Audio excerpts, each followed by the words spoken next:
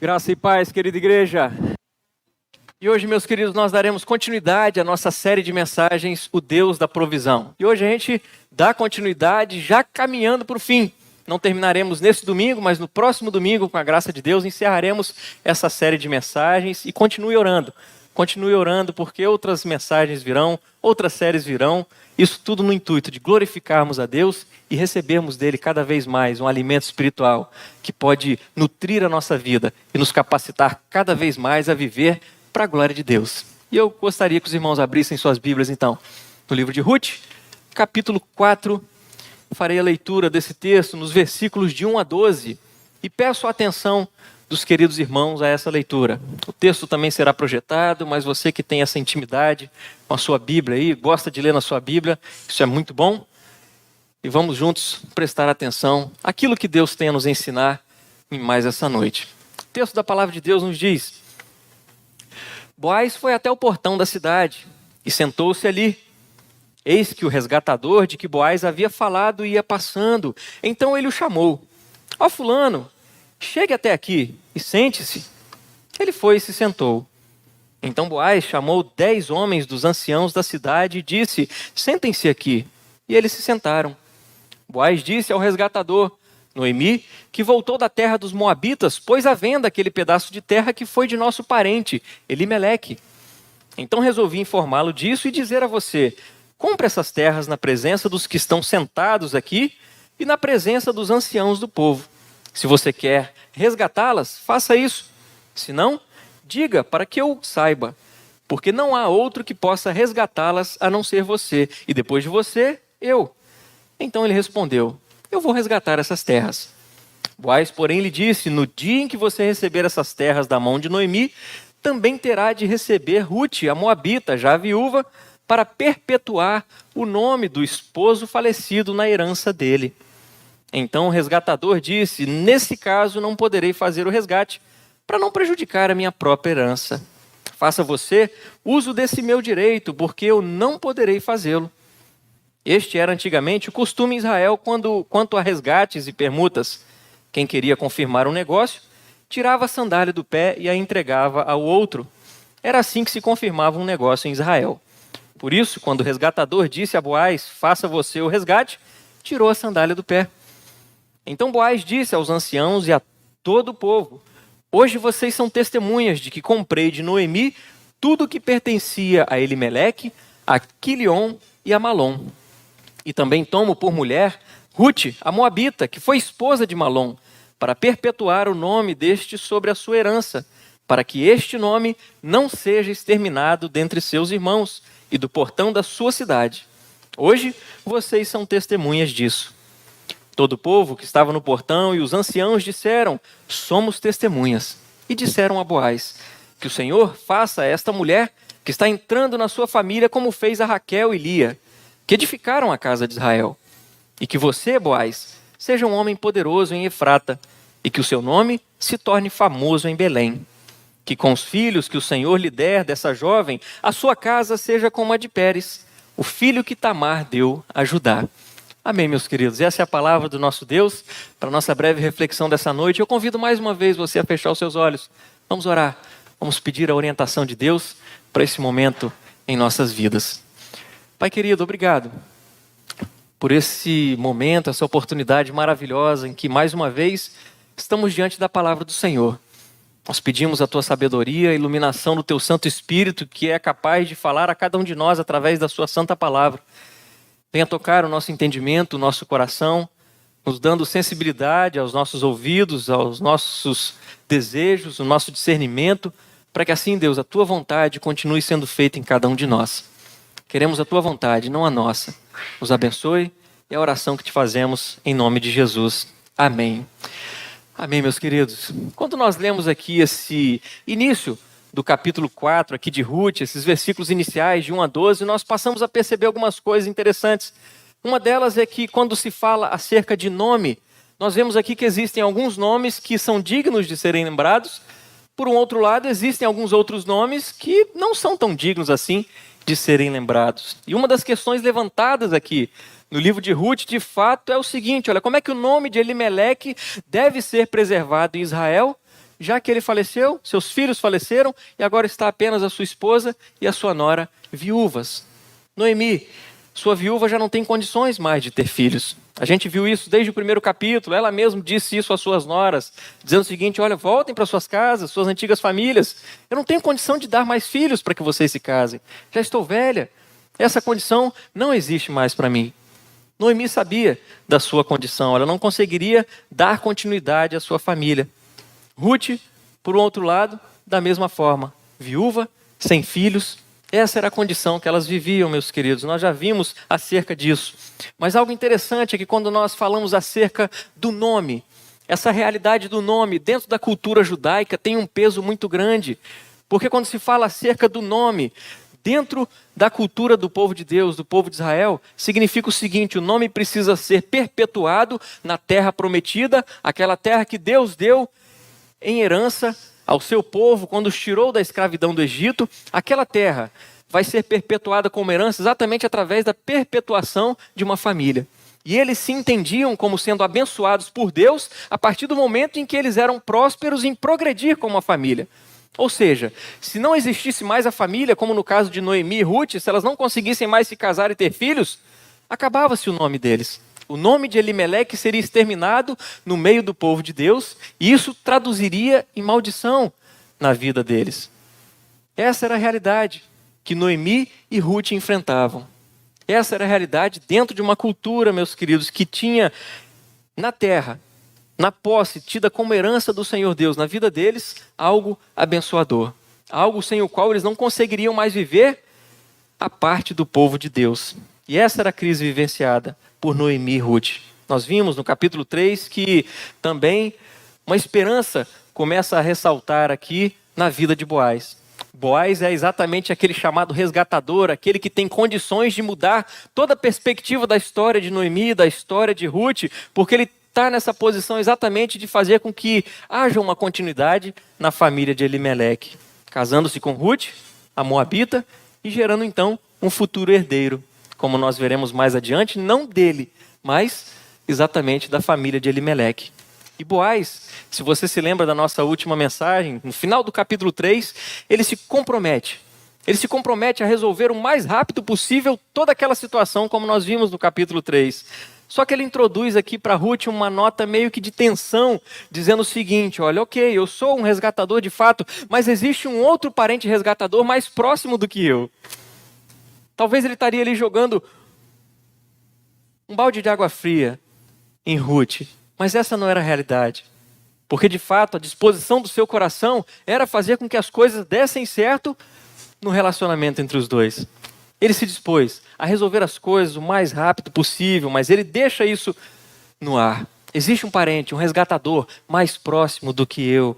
E agora, meus queridos, quando nós olhamos aqui para esse capítulo 4, esses versículos iniciais, nós podemos observar que pela primeira vez na história do livro de Ruth, Noemi e Ruth saem de cena em que sentido? Não existe mais uma fala atribuída a elas diretamente. Mas o que nós conseguimos perceber aqui de forma bem clara é simplesmente Boaz tendo as suas atitudes. É Boaz correndo atrás daquilo que ele deveria fazer. Todo o foco da história do capítulo 4, todos os holofotes estão voltados para Boaz. Toda a ação e a nossa atenção devem estar voltados nesse personagem, que, como nós vimos em outras mensagens, claro que não é o personagem principal dessa história, porque o personagem principal dela é quem? Esqueceram? É Jesus Cristo, é Deus. O personagem da história do livro de Ruth é Deus, e afinal de contas ele também é o personagem principal da nossa história. É o próprio Deus. E meus queridos, quando nós vemos o agir de Boaz em nome de Ruth, em nome de Noemi, nós podemos destacar aqui pelo menos 3 tópicos muito importantes para a nossa reflexão nessa noite. Eu gostaria que nós refletíssemos acerca do Salvador que precisamos. Em primeiro lugar, o Salvador que precisamos. Em segundo lugar, exatamente acerca do legado que deixamos. E em terceiro lugar, a salvação que nós recebemos. Então, em primeiro lugar, o Salvador que precisamos, o legado que deixamos e a salvação que nós recebemos. Vamos olhar atentamente o versículo 1, que começa a nos informar acerca exatamente do tipo de Salvador que nós precisamos. Olha o que o versículo 1 nos apresenta. Boaz foi até o portão da cidade e sentou-se ali. Eis que o resgatador, de que Boaz havia falado, ia passando, então ele o chamou. Ó fulano, chegue até aqui e sente-se. Ele foi e se sentou. E aqui, meus queridos, nós vemos um destaque muito interessante na vida de Boaz. Algo que nós já mencionamos em algumas outras mensagens, mas que, mais uma vez, se torna realidade aqui o fato de que Boaz é um homem de palavra. Um homem fiel à sua palavra, porque aquilo tudo que ele havia dito para Ruth, desde o seu primeiro encontro, ele estava cumprindo. E mais uma vez, Boaz se demonstra esse homem que cumpre a sua palavra, um homem fiel naquilo que ele se propõe a fazer. E ele prometeu na noite anterior a Ruth a lidar de forma bem rápida com aquela situação toda. A Ruth tinha basicamente pedido Boaz em casamento e ele foi correndo atrás de resolver essas questões. Se você se lembrar comigo aqui no final do capítulo 3, Boaz despede-se de Ruth, já quase se iniciando o dia, mas antes que o sol nascesse, Ruth volta para sua casa carregando ainda mais alimento. Só que o texto parece que dá a entender para a gente o seguinte: assim que Ruth sai de cena, o sol começa a se levantar, Boaz já corre para o portão da cidade. Ele já corre para o portão da cidade porque ele quer logo resolver aquelas coisas, meus queridos. E vale a pena a gente perceber algo muito importante aqui quando se fala do portão da cidade. Já mencionamos acerca dessa realidade em outras mensagens e outros encontros nossos, mas vale a pena de novo trazermos esse destaque de que quando nós falamos acerca da cultura judaica, quando se fala especificamente do portão de uma cidade, portão de entrada da cidade, ali tinha um simbolismo muito grande, porque era o local onde as pessoas estavam ali, onde elas se assentavam ali, principalmente para ouvir conselhos, ouvir palavras de sabedoria. Muitos iam para o portão da cidade para fechar negócios. Muitas outras pessoas iam para o portão da cidade porque ali funcionava também como sendo um local onde julgamentos aconteceriam. Então o portão da cidade funcionava basicamente como um local de sabedoria. Os anciãos da cidade estavam ali. Funcionava basicamente como o cartório da cidade. Você vai fechar um negócio ali, era ali que era feito isso.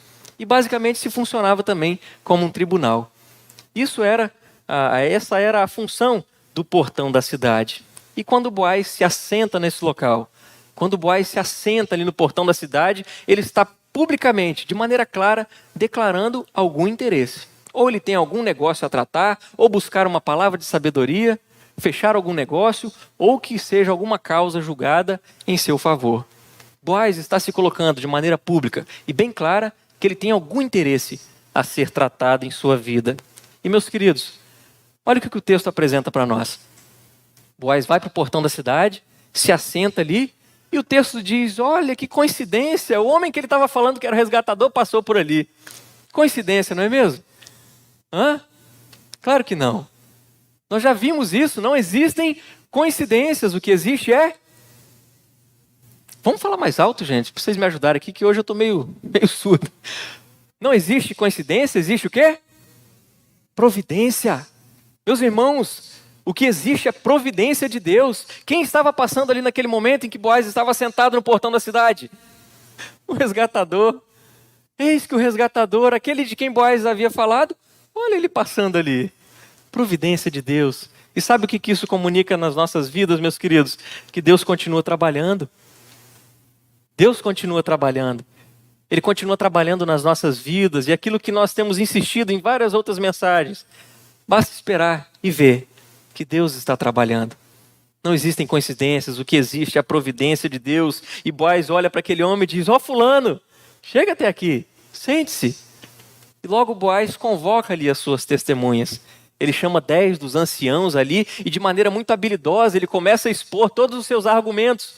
A partir do versículo 3, olha só, ele diz ao resgatador, Noemi, que voltou da terra dos Moabitas, pôs à venda aquele pedaço de terra que era daquele parente nosso, lembra? Elimeleque. Então resolvi informá-lo e dizer isso a você. Compra essa terra.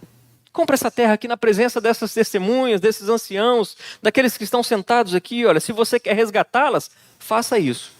Agora, se você não quiser, também diga que você não quer, porque a não ser você, o próximo resgatador sou eu. Só tem nós dois. Se você não quiser, eu entro na fila.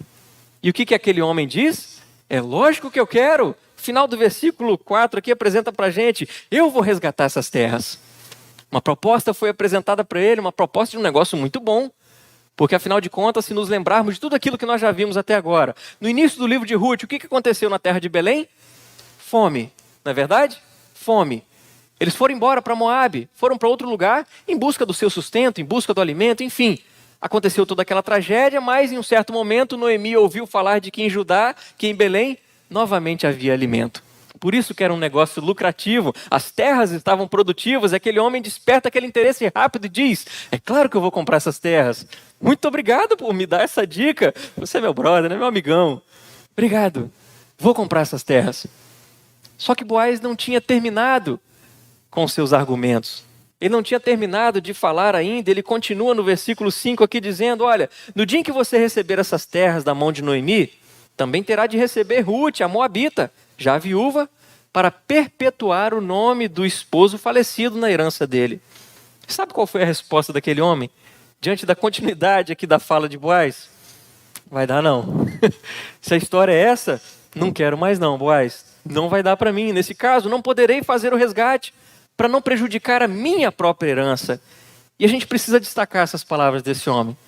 Para não prejudicar a minha própria herança. Faça você uso desse meu direito, porque eu não poderei fazê-lo. E a gente percebe uma realidade aqui, meus queridos, na vida desse homem, que toda aquela sua ansiedade, toda aquela hesitação em adquirir aquelas terras simplesmente para lucrar, a partir do momento em que ele viu sendo colocado numa situação de que um alto custo seria exigido dele, ele saiu fora, ele pulou fora. Ele resolveu não se comprometer com aquilo, porque na realidade ele queria simplesmente lucro para si. Ele estava pensando e vivendo de uma forma egoísta. De forma alguma ele pensou em abençoar Noemi, em abençoar Ruth, por conta de toda a situação que elas estavam vivendo. Mas ele pensou simplesmente em si mesmo. E ele viu que assumir aquela terra traria junto a responsabilidade, então, de assumir a descendência de Elimeleque. Assumir a terra traria junto para ele uma sogra, uma nova esposa, um novo casamento, sendo que o herdeiro, um filho que ele poderia ter com Ruth, não seria o seu herdeiro, seria o herdeiro de Elimeleque. Essa era a lei do povo judeu. Essa era a lei do povo de Israel. O herdeiro não seria dele. Aquelas terras voltariam para a família de Elimeleque, não seriam suas, afinal de contas. Por isso que ele diz, não quero prejudicar nem aquilo que é meu. Assuma você, Boaz, esse compromisso. E meus queridos, o texto aqui nos mostra que esse fulano, ele certamente pensou, não vou colocar em risco aquilo que é meu, para poder ajudar outras pessoas, sendo que eu posso ficar na mão, não vou fazer isso. E quando nós encaramos essa realidade, meus queridos, precisamos perceber o que está acontecendo aqui na história e olhar para as nossas próprias vidas, para perceber qual tem sido a nossa reação diante de situações onde nós somos chamados a agir proativamente. Será que nós temos simplesmente pensado nos nossos próprios interesses? Ou a gente tem percebido a necessidade do nosso próximo? A gente tem se condoído, a gente tem exercido compaixão, empatia para com o nosso próximo? Porque o que deve chamar a nossa atenção, além dessa postura desse homem, que muitas vezes nós assumimos essas características em nós, o que deve nos chamar a atenção muito maior é a figura de Boaz. A postura de Boaz aqui nesse texto, aquilo que a Bíblia nos apresenta como sendo um homem abençoador, um homem de Deus, e a postura que ele tem diante dessa situação, que diante da negativa do Senhor fulano, Boaz age mais uma vez e se prontifica a assumir toda aquela responsabilidade. E aí acontece todo aquele ritual que nós vemos aqui, nos versículos 7 e 8. Um ritual estranho pra gente, né? Vamos fechar um negócio aqui. Toma o meu chinelo, você dá o seu aí, e estamos fechando o negócio. Talvez se a gente fosse trazer para a nossa cultura aqui, né? Os antigos aí diziam que os negócios eram fechados como? Fio do bigode, lembra? Meu bigode é ralinho aqui, não teria muito negócio para fechar não, hein, Marcelo? Antigamente dizia-se que as pessoas fechavam um negócio assim. Outras davam aquela cuspidinha na mão, né? Bom, toca aqui, vamos fechar um negócio. Naquela cultura, passa o chinelo para o outro. E se encerra o assunto. E meus queridos, Boaz fecha aquele negócio. E aquelas testemunhas que ele convoca ali, olha que interessante. Nos versículos 9 e 10, ele chama todos aqueles anciãos para testemunhar do fato de que ele havia sim comprado, adquirido então aquelas propriedades, aquele terreno. Só que muito mais do que isso. O desejo do seu coração era ser alguém abençoador na vida de Noemi, abençoador na vida de Ruth. Ele deixa isso muito claro no versículo 9 e 10, quando ele diz com triunfo: olha, eu também assumo Ruth como minha esposa. Assumindo essas terras, eu assumo Ruth para ser minha esposa. E ele seria o único que finalmente perpetuaria ali, então, a família de Elimeleque. É claro que Boaz vai ter que arcar com o mesmo custo que o primeiro resgatador já havia pensado. Espera aí, isso pode gerar um prejuízo para mim. Mas Boaz não estava pensando apenas nisso. Ele sabia que mesmo agindo sacrificialmente, ele se posicionou como alguém abençoador. Ele poderia comprometer também a sua herança, mas ainda assim decidiu agir como um abençoador. Ele age de maneira fiel. Lembra-se que desde o início nós estamos vendo aqui que Boaz é um homem fiel à sua palavra, um homem de palavra, um homem que busca de todas as formas cumprir aquilo que ele promete. E ele se cumpre a fazer isso até de maneira sacrificial, voluntariamente, assume essa obrigação, mesmo que isso implique em algum prejuízo para si mesmo. E convenhamos, meus queridos, não é esse tipo de Salvador que todos nós precisamos? E quando nós olhamos para a pessoa de Boaz, nós podemos identificar a pessoa de quem? Do próprio Cristo Jesus. Aquele que se entregou por nós, aquele que pagou um alto preço, aquele que nos resgatou às suas custas, aquele que nos amou, que nos ama, aquele que um dia se entregou por nós e que ainda hoje nos chama a um relacionamento vivo e verdadeiro com Ele, Cristo Jesus, o autor e consumador da nossa fé. Olhando para Boaz, claramente nós olhamos para a figura de Cristo Jesus. É um tipo de Cristo Jesus, é alguém que indica a ação do próprio Cristo Jesus nas nossas vidas, o nosso Rei dos Reis, Senhor dos Senhores. Isso tem que ser destacado, meus queridos, porque Jesus é o Salvador que nós precisamos. Sabe por quê? Porque existem outras alternativas por aí. Esse mundo está cheio de alternativas, esse mundo oferece tantas coisas para nós, desde religiosidades vazias, religiões que se demonstram ser salvadoras à parte, fora de Cristo Jesus, ou até mesmo os prazeres que esse mundo tem oferecido a cada um de nós, sendo que no final das contas nós nos frustramos, sendo que no final das contas nós percebemos que tudo aquilo que foi prometido por esse mundo, os prazeres, tudo aquilo que foi fornecido, nós somos cada vez mais cobrados e cobrados e cobrados e não conseguimos nos contentar, não temos satisfação, não temos alegria. Porque não recorremos a Cristo Jesus, o nosso verdadeiro Salvador. Ele é o Salvador que nós precisamos, meus queridos. Ele é o único que, embora fosse rico, se tornou pobre, para que todos nós fôssemos ricos. E eu não estou falando de dinheiro, eu estou falando do próprio Cristo Jesus, porque Ele é a nossa riqueza, Ele é o nosso tesouro, Ele é a nossa pérola de grande preço, de grande valor. A igreja crê nisso. Cristo Jesus, meus queridos, é tudo para nós. Ele é o nosso tesouro, Ele é a nossa herança. Ele tem nos abençoado com toda sorte de bênçãos, porque quando nós temos a Cristo, nós temos tudo. Ele supre as nossas necessidades, Ele é aquele que se humilhou ao se tornar obediente até a morte, morte de cruz. E resgatou a cada um de nós por conta do seu amor. Ele é quem, como o apóstolo Paulo diz em Romanos 3, versículos 23 e 24, que todos pecaram, entanto carecem da glória de Deus, tendo justificados gratuitamente por sua graça, mediante a redenção que há em Cristo Jesus. Ou seja, quando nós nos reconhecemos como pecadores, como carentes da graça de Deus, carentes de tudo aquilo que nós perdemos, mas que em Jesus nós temos, a partir do momento que nos entendemos como pecadores e que nada em nós poderia nos reaproximar de Deus o Pai, vem Cristo Jesus e nos resgata. Vem Cristo Jesus e se oferece em nosso lugar como sacrifício vivo. Morre no nosso lugar naquela cruz, derramando o seu sangue. Isso tudo por mim e por você. Nos reconciliando com Deus o Pai. Ele é o Salvador que nós precisamos, meus queridos. Jesus Cristo é o nosso Redentor. Porque somente Ele foi capaz de suportar todo o custo que a cruz exigia. Nenhum de nós poderia fazer isso, mas Ele fez. Glórias ao nosso Deus por isso. Só Lhe deu glória. Amém? Glórias ao nosso Deus. Nós não temos que pagar nada. Cristo Jesus já pagou todo o preço dos nossos pecados. Nós vamos estar perdendo tempo seguindo um redentor errado, buscando o resgate das nossas vidas em outra coisa, em outra pessoa, em outra situação, em outra condição. Estaremos perdendo tempo. Mas com Cristo Jesus nós temos tudo, porque Ele é o Salvador que nós precisamos. E em segundo lugar, o texto nos apresenta, meus queridos, o legado que deixamos. Ainda no versículo 1, palavras de Boaz convidando o resgatador para se assentar com ele. Ele diz o seguinte: ó fulano, chegue até aqui, sente-se. Eu quero que os irmãos percebam comigo essa expressão que a palavra de Deus traz para nós aqui, do fulano.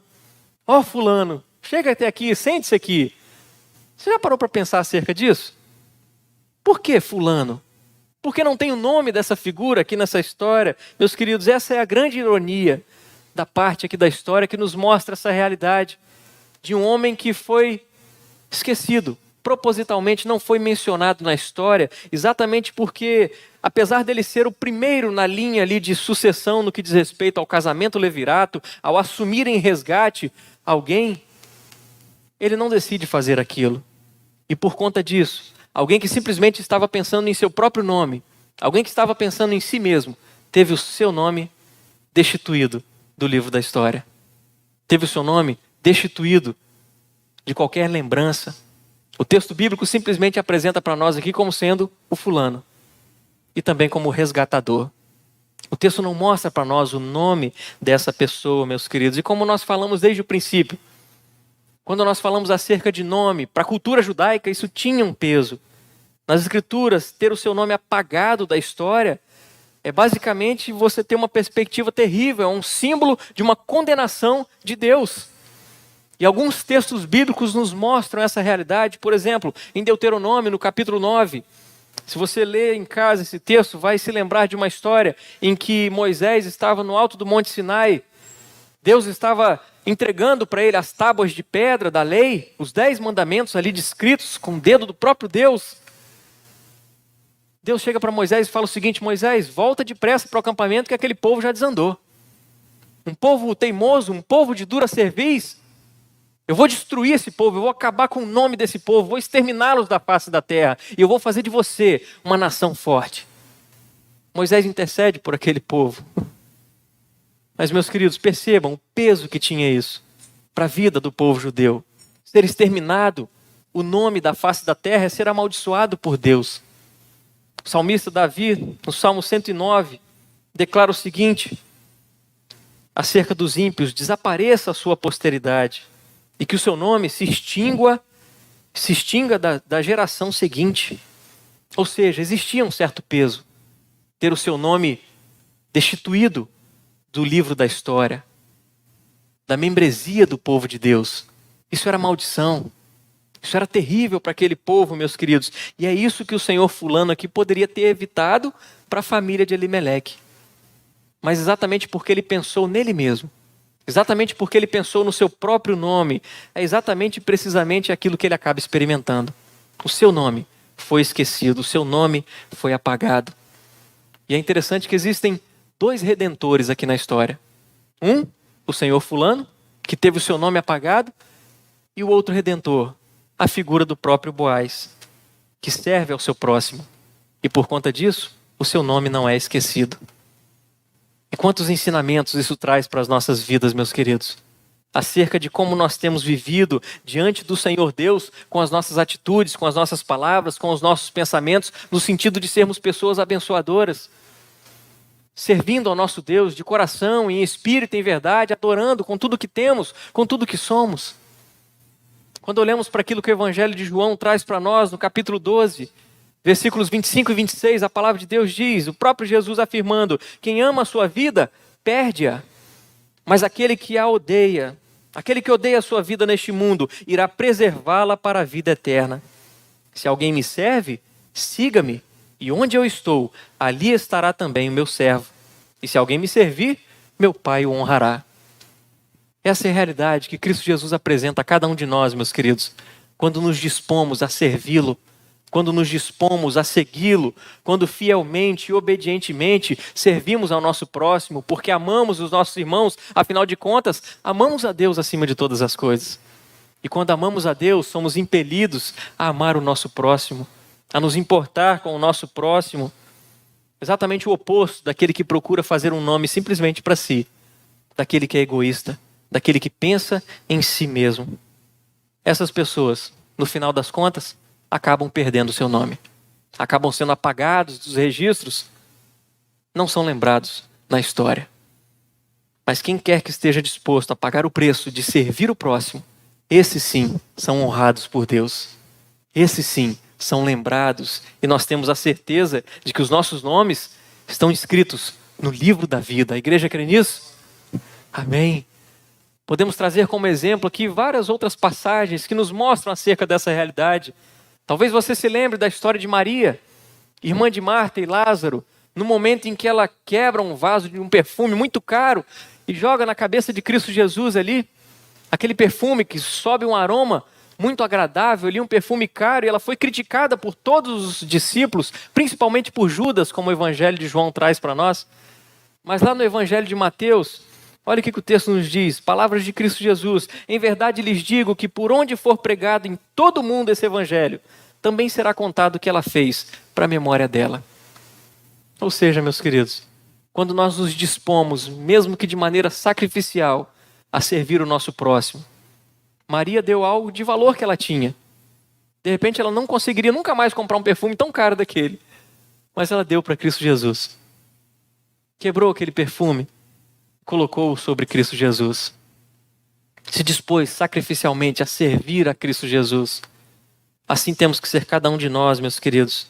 Assim como nós vemos na vida de Boaz, que nos lembra a figura do próprio Cristo Jesus, nós também devemos espelhar a Cristo Jesus por onde formos. Afinal de contas, ele mesmo diz a cada um de nós, seus discípulos, nós somos sal da terra e luz do mundo.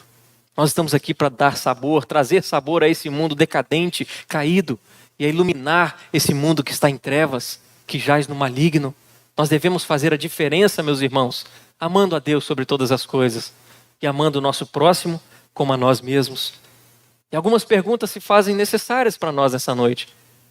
Como que está a nossa vida diante dessa realidade? Será que existe muito do Senhor Jesus em nós? Ou será que existe mais de nós mesmos em nós do que de Cristo Jesus? E aí nos lembramos das palavras do apóstolo Paulo: convém que ele cresça e eu diminua. Pense acerca disso. Que durante essa semana você busque no Senhor mais e mais oportunidade de servir a Deus, servindo ao próximo, porque dessa forma deixamos um legado muito importante, não para nós, mas para que pessoas sejam abençoadas em nome de Jesus. Amém? Nós vimos acerca do Salvador que nós precisamos. Vimos acerca do legado que nós deixamos.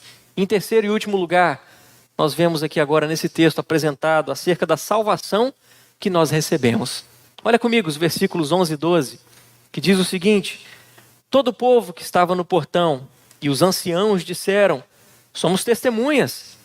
E disseram a Boaz: que o Senhor faça a esta mulher que está entrando na sua família como fez a Raquel e Lia, que edificaram a casa de Israel. E que você, Boaz, seja um homem poderoso em Efrata, e que o seu nome se torne famoso em Belém. Que com os filhos que o Senhor lhe der dessa jovem, a sua casa seja como a de Pérez, o filho que Tamar deu a Judá. E olhando para esse texto aqui, nós podemos nos lembrar de histórias passadas. Por exemplo, é mencionado para nós aqui nomes bastante relevantes, nomes importantes. O texto aqui nos traz que os anciãos mencionam acerca de Raquel e Lia. Quem foram Raquel e Lia? Esposas do patriarca Jacó. Esposas daquele que o próprio Deus mudou o nome como sendo Israel. E ao comparar, no momento em que esses anciãos comparam Ruth a Raquel e Lia, meus queridos, isso tem algo muito significativo para a vida de Raquel. E o mesmo se aplica à oração que eles fazem, de uma forma de que traduz-se na seguinte maneira: olha, que o filho que vocês terão seja como o filho Pérez, a quem Tamar deu a Judá. Ou seja, aquele filho gerado por Tamar e Judá, numa situação completamente constrangedora. Você que conhece a história bíblica, você vai se lembrar com certeza de que Tamar, ela era esposa de um dos filhos de Judá. Esse filho morreu, e aí ela não tinha filhos com ele, ela foi esquecida, deixada de lado por Judá, um dos filhos de Jacó.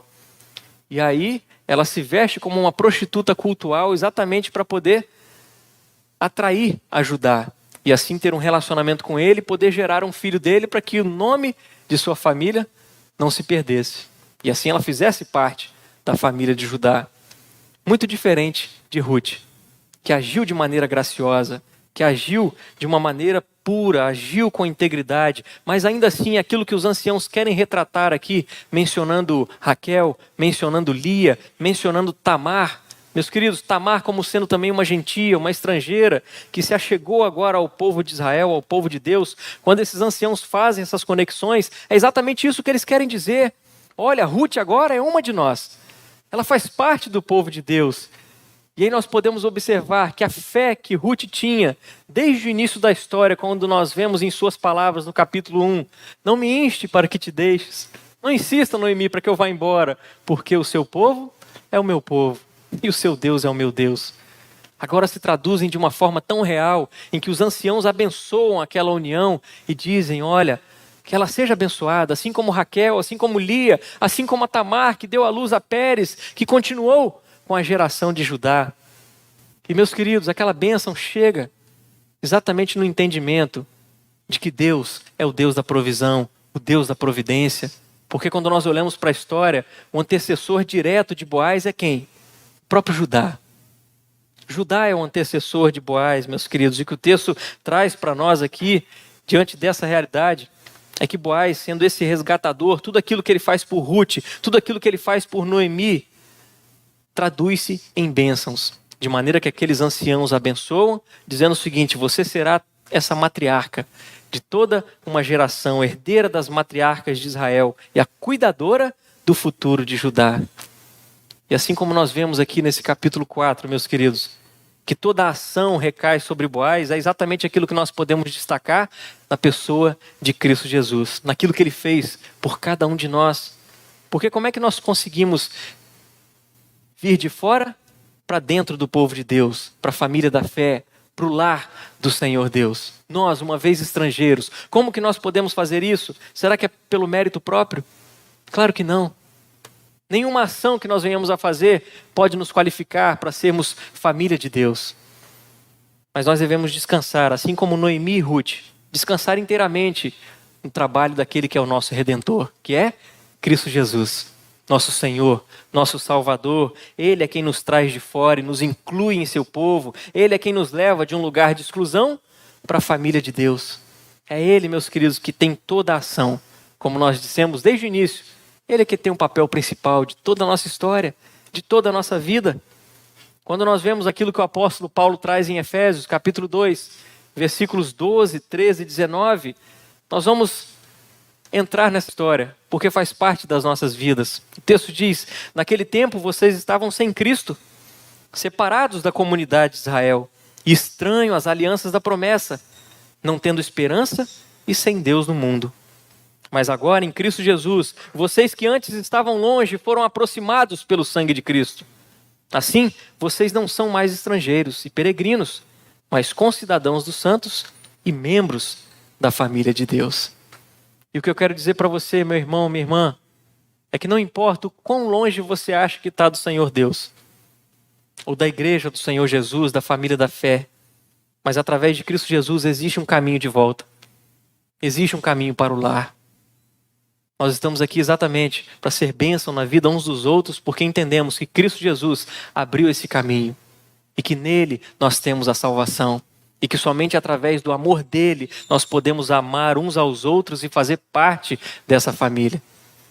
Existem moabitas no reino de Deus. Existem gentios no reino de Deus. Nós estamos fazendo parte do reino de Deus. A igreja crê nisso?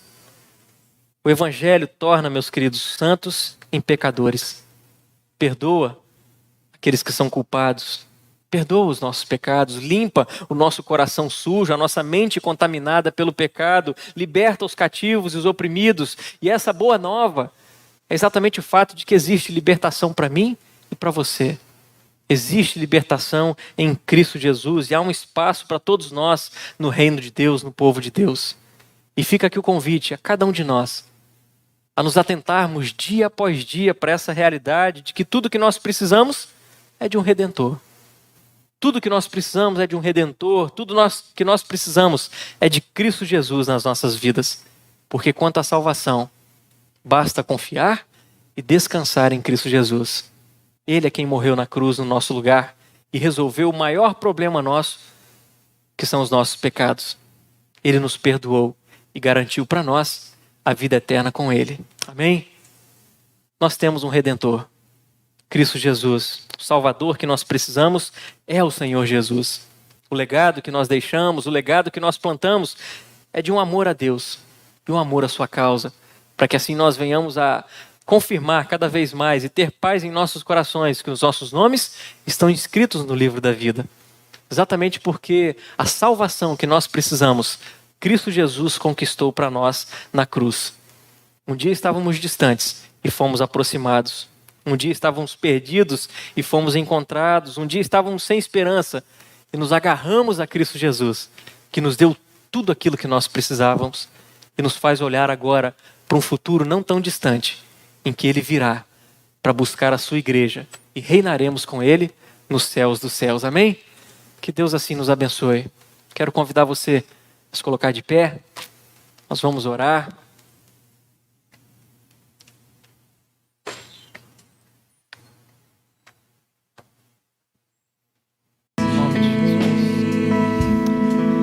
Pai querido, aqui no meio do teu povo, o nosso sentimento é de gratidão, de alegria, Pai. Nós temos dado esse passo de fé porque nós cremos que a nossa vida está em tuas mãos, Deus. Aqueles que com certeza ainda estão em seus lugares, Deus, certamente entendem que a nossa vida é do Senhor.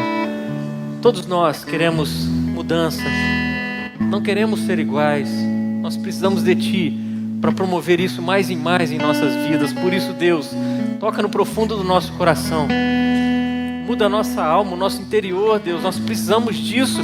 Como nós falhamos, Pai. Nós somos pecadores, mas glórias ao Senhor que fomos resgatados por Ti. O Senhor é o Salvador que nós precisamos. Tudo aquilo que nós precisamos encontramos em Ti. O alívio para a alma cansada, o fôlego de vida, o ânimo para viver, a força, o renovo, nós encontramos no Senhor. Só o Senhor tem isso para as nossas vidas. E nós recorremos a Ti. Por isso nos abençoe. Abençoe o Teu povo, Deus. Nós oramos por cada um de nós aqui, porque queremos ver mais e mais do Senhor em nossas vidas. Que venhamos a morrer para nós mesmos, que venhamos a nos diminuir, para que o Senhor Jesus cresça em nós, para que o Teu Santo Espírito transborde em nossas vidas e venhamos a amar de fato uns aos outros no amor de Cristo Jesus. Nos ajude nisso, Pai. Nós somos salvos por Ti e essa salvação é manifesta cada dia mais quando recorremos ao Senhor em arrependimento de pecados, em mudança de vida que só o Senhor pode promover em nós. Promova isso em nós. Nós confiamos em Ti. Nós descansamos em Ti. Mais uma vez oramos. As nossas vidas estão em Tuas mãos. E assim nós oramos em nome de Cristo Jesus. Amém, meus queridos. Recebam todos a bênção. Que a graça do nosso Senhor e Salvador Cristo Jesus, o amor de Deus, o nosso eterno Pai, que a comunhão, a consolação do Espírito Santo do Senhor seja sobre a sua vida, a sua casa, a sua família, que seja sobre o povo de Deus, todo o povo de Deus espalhado pela face da terra. E nós oramos assim, não apenas para que isso aconteça hoje, mas para que isso aconteça eternamente, para todo sempre. Amém e amém. Que Deus nos abençoe.